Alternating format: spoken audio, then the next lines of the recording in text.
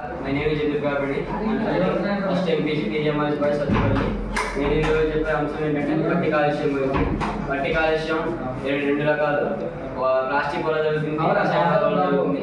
Plastic వల్ల మనం చేసే ప్లాస్టిక్ కాలుష్యం ఏంటంటే మనం డైలీ చాలా రకాల ప్లాస్టిక్ వాడతాం. ఆ ప్లాస్టిక్ మొత్తం మనం తీసుకెళ్ళి బయటపడేయడం వల్ల ప్లాస్టిక్ భూమిలోకి వెళ్ళి వెళ్ళిన దానికంటే అది 10 సంవత్సరాల వరకు అది డీకంపోజ్ అవుతుంది. దానివల్ల ఏమో జరుగుతుందంటే ఆ 10 సంవత్సరాల వరకు ఏం జరుగుతుందంటే డీకంపోజ్ అవ్వకపోవడం వల్ల అది 10 times ఎక్కువ భూమికి కాలుష్యం చేస్తుంది. దానివల్ల భూమి చాలా రకంగా నష్టపోతుంది.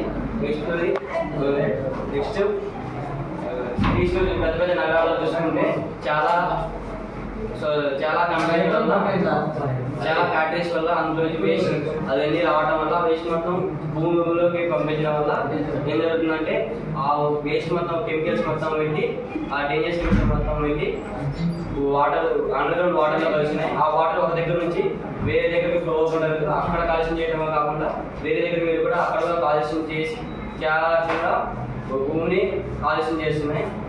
ఇంకా ఏంటంటే మనం రసాయనాలు వాడటం వల్ల పంటలు కూడా చాలా ఆ ప్రదేశంలో పంటలు పండినా అవి తినడానికి మంచి ఆహారంగా ఉండదు. మంచి ఆహారం ఉండి ఆపడానికి మనం ఏం చేయాలంటే ప్లాస్టిక్ వాడడం తగ్గించాలి. ఫ్యాక్టరీస్ చేసే పనులు కూడా మనుషులే చేస్తే కూడా ఈ ఫ్యాక్టరీస్ నుంచి వచ్చే వేస్ట్ మనం ఆపవచ్చు. ఇండియాలో ఒక రోజుకి 50,000 నుంచి 80,000 మైక్రో టన్నుల విడుదలవుతుంది. ఆ ఒక్క రోజుకి అలా కొన్ని సంవత్సరాలు చేస్తున్నా ఎంత వేస్టేజ్ చేస్తున్నా మనకి ఇప్పుడు తెలుస్తుంది.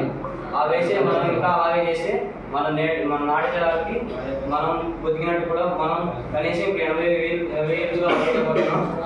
మన నాటి తరాలు కనీసం ఒక 50 బతకడానికి కూడా మనం వాళ్ళకి మంచి కాలుష్యం మంచి భూమిని మంచి నీటిని అందించలేకపోతే మనం బతికి కూడా వేస్ట్.